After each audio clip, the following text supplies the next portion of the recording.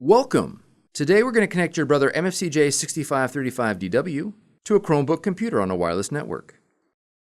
This video will cover multiple models and operating systems. Even though your machine may not match the model on the screen, the overall process will be the same. You will need to gather some information about your wireless network in order to connect your machine. You'll need to know the SSID or network name of your router or access point. And you'll need to know your network key or password. The default settings for your router or access point can be found on the equipment label. If your SSID or network key contain both uppercase and lowercase letters, be sure to record them, as both of these credentials are case sensitive. If you've set up a custom SSID and network password and cannot recall this information, please contact your router manufacturer. Setup cannot be accomplished without this information. If your model has time and date settings, you'll need to ensure that they're set correctly. After the connection process is finished, you'll need to set up Google Cloud Print on your Brother device. You will need to have a Google account ready to complete this process. Begin by pressing the Wi-Fi icon on the touchscreen. Select Setup Wizard from the option list. When prompted to switch the interface to wireless, press Yes. Select your SSID or network name and press OK.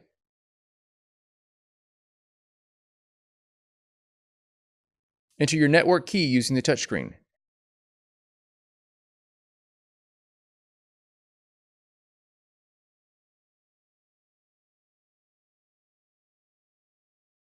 Confirm that your network key is correct and press OK.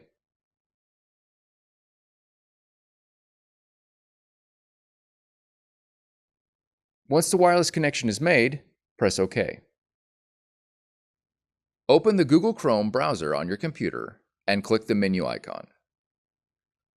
Choose Settings. If you have not already signed into Google Chrome with your Google account information, click the Sign into Chrome button. Now enter your Google email address and password when prompted.